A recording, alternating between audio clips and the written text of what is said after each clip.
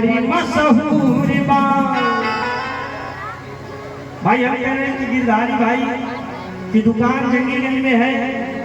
बहुत खाने वाले आएंगे तो 10 किलोमीटर पूरब से, पश्चिम से, उत्तर से, दक्षिण से या 20 किलोमीटर, 25 किलोमीटर गिरधारी के गुझिया देखा बड़ी मशहूर बात।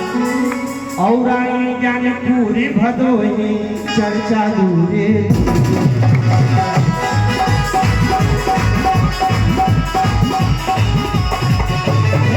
जंगीगंज गिरधारी के गुझिया बड़ी मशहूर बात। और आई ज्ञानपुर भदोही चर्चा दूरे।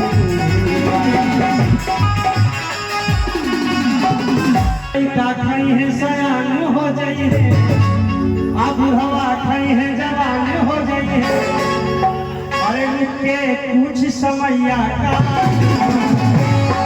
10 रुपया कमेटी बटोरी हम करता